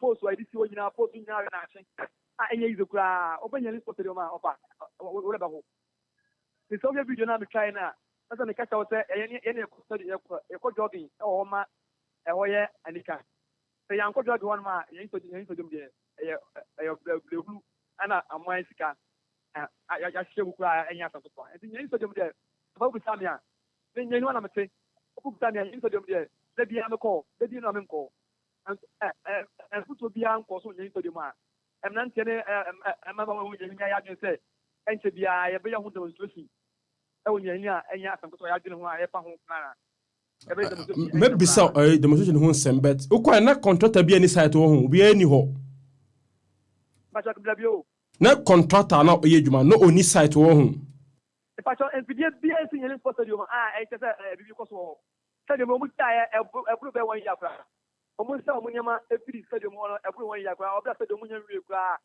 omo nya wie so ma sam ne be nya do ko nya stadium a ne be bia no ma che se e bibi ko so ko nso tatawo asake petene ne ma ho fu anya ize e wo ko ba bia omo ho bia bi na e ko ni sin ko binu e ko ni sin bo no ma enso bibia en ko so ho no ma e ko ni sin ko e ya na ate anya ize ko nya sport stadium de binu e wa e bata anya fida ko e kan tan bibia no ho bia ko so fu u twam ko amna ye ken so binu stadium e kwa ho e u twam a bibia nke so go stadium ho e bi se e rura nyina fu enye ize kwasi yan so bia stadium ho na onda na mbacho ekrumo mpenifo de na mo yafa aye ade ehu se ko se ye ni ye na se start a bebo mamunu wo ho de na mo yafa ho mpenifo nyina ya re ona mu DC ya re mpenifo nyina ya re stadium no adawa kampanya yenye hwo yanso na nte onye le ni mobo se be gala yeli ko gala ye bo ye be ko mo ko nye be bia mo no e mo no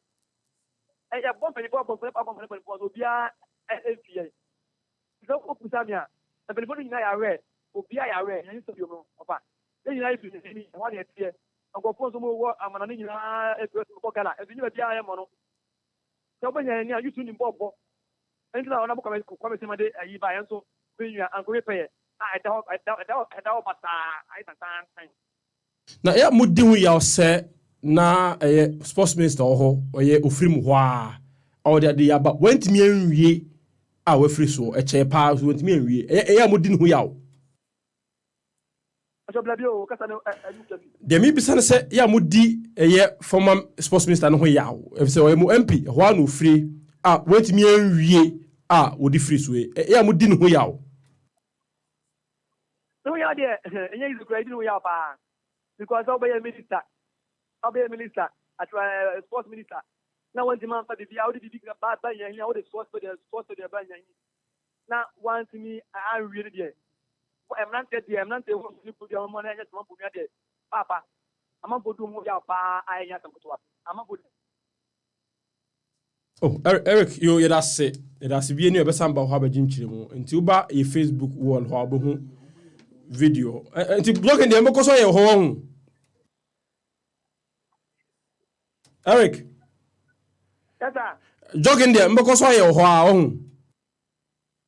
You jogging you ko na say the be ba o so nyina ba jogging ba ho. Ade bia ya ko no man easy. Yo. Eric, danso na mutene nkano. Ida se report o ye di mu hwam. Ida se pa. Ye be Eric asepa. De na dia me Prince wona wo kasa na bum no brenya. Na dia me pepa say ho aye tantan. Na say tan na video no say nyefe. Wo hwe dun ko axim di na ko hwe no say dey tan. Na ohini adu enye tan. Enya ha nanka president e ko commission face. Ni nyina tan ni nyina na hwe ni wanim pa. Where no winning pa. Na say we pon your proposal senka ki face ko bo to kumasi mo. E no mo say na inner perimeter mo nya enti mo ntimi mbo. Na fe pa. E ma ye ka senka go star scrampo e be yu wa. Eni. Please wa. Na we say me ka say abro. We me kai pa say president. Ase bibi kura na ase. E be mo wantimi anko. Na wantimi anko. Ka okobi esade we ya no. Na ka the first one commission me can say na omo organize a football match bi senka president ba if I no person mo ye na nwumre na ka floodlight agusu ka President Bano Biano na komabo football match.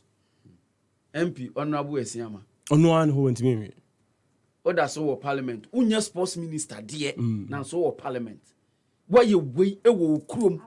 Na se wa ban e wo so. Na untimi emfa kwan bi so enwia de we ni we jai ama air conditions air pregua. We also get to be trouble cretiano. We hunti. Wait. Say get to be trouble cretiano. Wait, anka so mindful na anka to me decide say Honorable Esiama me contest bi. Why ade we ya we jai ni say no. Ye oba ye beto beti unti me bi. E say MPP for no kure wo krom ho no. E wo sa nyinanyini ho no. Om sorry tia no e ka say Honorable Kwame Esiama yi ade a wa ye enye ensese wo koso eye MP enti no me contest bi oba kura primaries ye beto atia o esan say umo humodin there is nothing to show say ade we wow constituency we e kire say the constituency wo no say ya ena niema e wo ho etie waja we hwe enkonwa osi enkonwa ni nyina say enkonwa we mu no owia boso na ensuo togu so ana papa say enkata so nti ewia boso na ensuo atoso ewia Ohene enti one na we private person businessman ena wo awudi usika wa bre enya eya de a ubejai ni sei ato ho ama asei ama nkrofo awia niema ni bi ama air conditions abo asei baby a omoye se VIP ni dressing room nyina ada ho be mfie mienu a obi anko ho no obekọ na edan ni nyina e paapai. I mean, message we be so the about say Tuba Subi Hosa or say boss. Please, the former CEO of NYA and now member of parliament for English amount from Botiman, Honorable Sly Tete, commenced a similar project at Tuba near Kaswa, where he is now the MP. I learned that's also funded by the NYA. The progress of Tuba project is far beyond what is reported from other places. God help us. And also the way Abebomo and all. Na Brenya. O video. Brenya. Farmer. Yeah, me time question o questions. But no be sa question be Abranten. E mo wa pa o. Sa. O question be no. And Brenya ade we ya hu e wo TVC. Na santi bi sa Abranten so ko na workers bia enu on. Oh, they say ko ejuan mo ye no.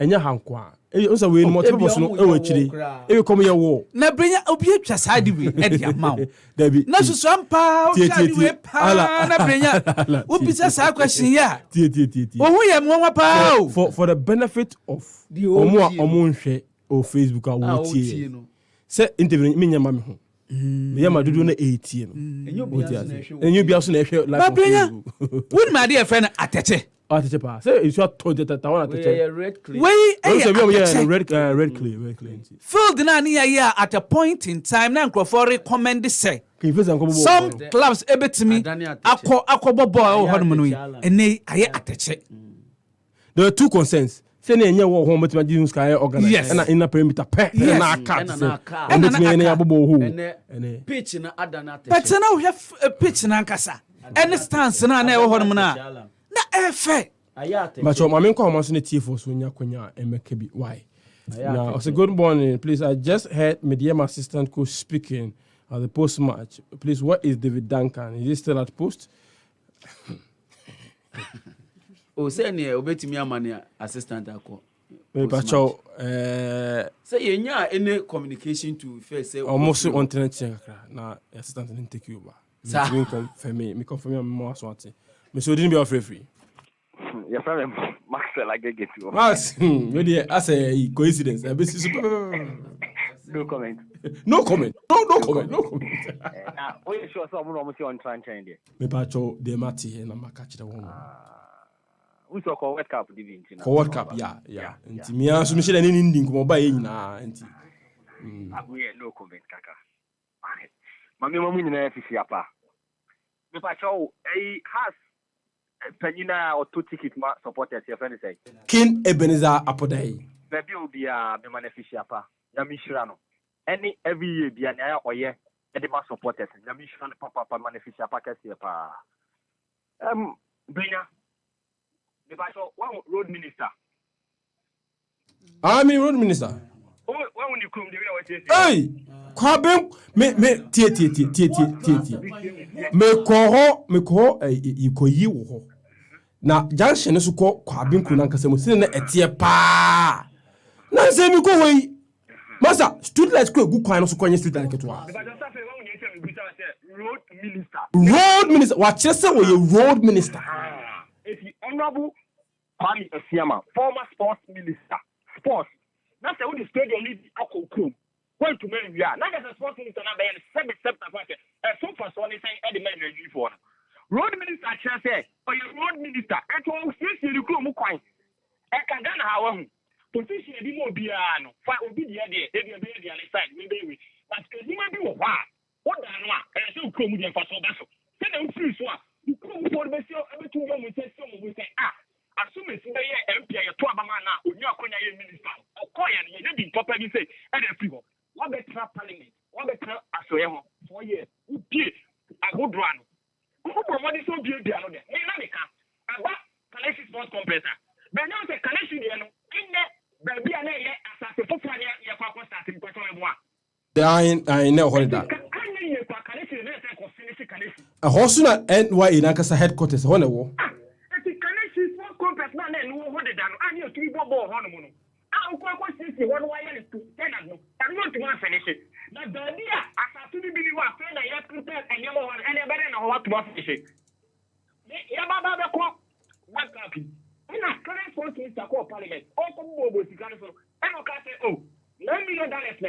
Nemo no problem o Ghana ha if you go conspiracy kika clear bi new is kana be kanu aba be boa the force putuduma e o Ghana okwa no problem who say na akwa parliament once minister na echara this kana akano you go say even go say or no as a minister na there only plan bi ya ho de man you only plan bi ya de man yo let me check him all right.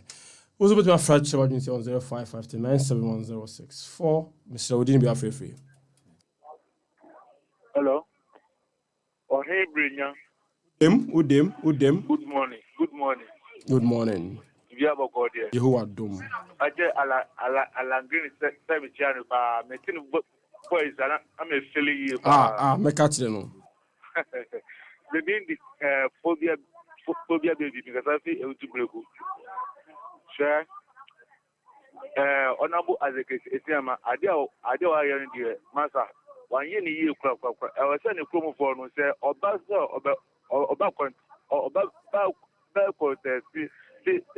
another video or Omuntuntiano. I have brought share way almost change aka have about to know Edusunavi of the a politics. Now, by an advocate and Jabba. Manu sana Ghana no sana omuti so omo bibi o meke na ade na say I say you no afi ansa na omo kan say omo ye ni yi that's it when for final one in sorry so why for final one in sorry so so for yourself work aba enche na akese ya sorry dwuma di so Mr. Odin be free. Hello who them. Good morning, family. Cool, listen, me prefer to be a question. Yanko. Yeah, who my dear? Who is for a very long time, and you know there are certain ministries which are not part of cabinet. Sports ministry and tourism ministry. They say a chairman on that one, unyaya, because I don't know if you are. Because you may find out where the finances for that project is coming from. No, why? Honest sports minister. The concern of government, education, health, agric, other ones who all my sports, they don't attach importance to that ministry. Because when we send for the fans, for the cameras, and no what do you it's a work of Nyake, they develop those areas, but because hey, Ghana may see, and yet on someone a cabinet, yet can help, yet can sports. You can't help, you can't agriculture, you can't education, you can't friends and finance, you can't sports, and last on their list. And it's not peculiar to only this government, it's subsequent government in Navanete. It's only become a concern when we are going for tournament World Cup and those things. Yes, and yes, let's come down another year. All you know, he was soliciting for funds small from somewhere. It was not. Yet they say, your friends and GMPC the money is not there. Can you one go back share? And go back to come the Argentine. I don't know. Oh, choose areas or choose in the room. Because he wanted something for it. But the means was not there. Sports and yet, friends, again, yeah, government, you know, make a show. Hey, a cotton crown, MPs make us a yeah, it's a cathedral, I'm going to make a show. I suppose we know, it's a cathedral, they take it as recreational. Yes, that's how they see it. There is no budget for it. That's it. Ah, and then you made the initiative. Remember, we be official, pa, then you mean Shaka Siano on Tungu, so now if you free, we be a kama. And fa and my oh, we are very come. We are very fine. We are very fine. Say, come on, no. I want to back crowd. Yes, I want to say ba into Subebri. What I say, we are saying it's about to be able.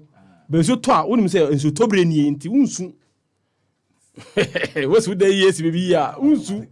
Come, we are very fine. Oh, pressure crowd ever form kakra. I've been for Pacom cars for Trotro and for tree.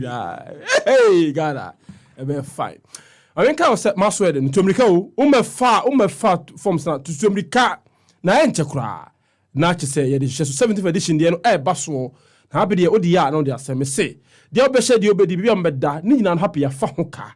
Men for skin, now, now there's life. After the ceremony, there's life after the ceremony. 500 Ghana cedis. Friends, you see on 0261 472 730 0249 507 429. A few days, as a few days, the 7th edition, a Republic Bank and a Dano. A Republic Bank Happy Mass Wedding. Republic Bank Happy Mass Wedding and a Baswo. So, sharing a wonderful moments together. I won't say, and I'm the man. I told Tay, I see you. Bentum Bernard, I see you. Ha, and the ADC. So for about any team, and in Simpi, ever twa years so. So, say, we are coming there. No, because say, Kwame, Benyabwa.